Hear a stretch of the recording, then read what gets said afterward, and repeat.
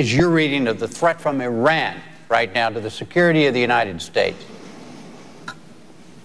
My reading of the threat from Iran is that if Iran acquires nuclear weapons, it's an existential threat to the state of Israel, and it is a threat to the region because the other countries in the region will feel a compelling requirement to acquire nuclear weapons as well.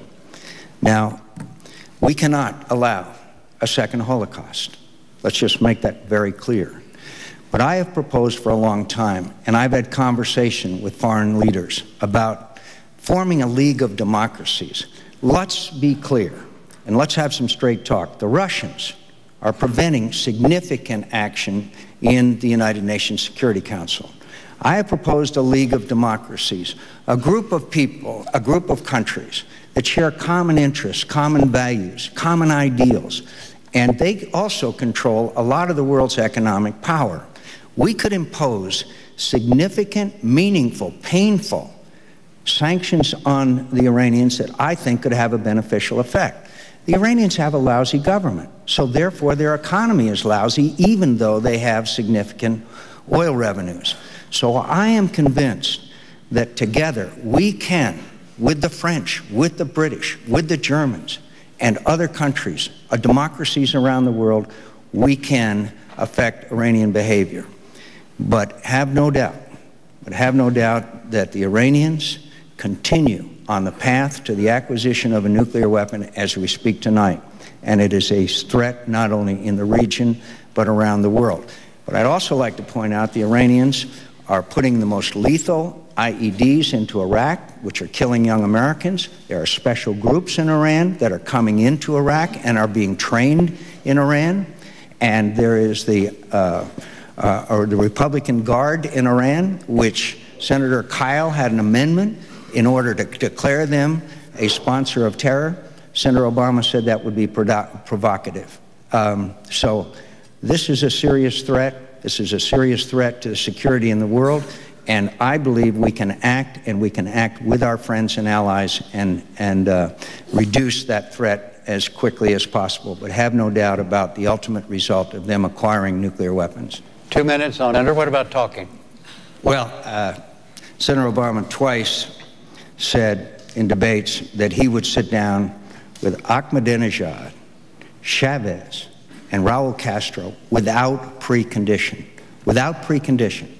Now here is Ahmadinejad, who is now in New York talking about the extermination of the state of Israel, of wiping Israel off the map. And we're going to sit down without precondition across the table to legitimize and give a propaganda platform to a person that is espousing the extermination of the state of Israel, and therefore then giving them more credence in the world arena, and therefore saying they've probably been doing the right thing because you will sit down across the table from them, and that will legitimize their illegal behavior.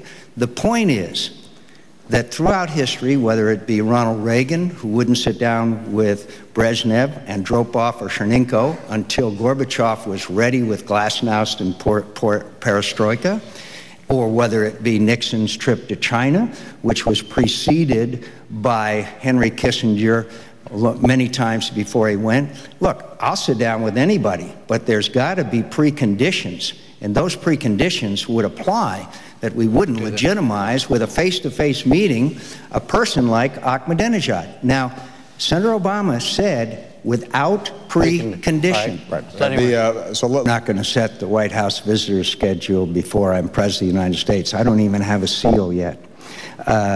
Look, Dr. Kissinger did not say that he would approve of face-to-face meetings between the President of the United States and Ahmadinejad. He did not say that. Of course not. He said that there could be secretary-level and lower-level meetings. I've always encouraged them. The Iranians have met with Ambassador Crocker in Baghdad.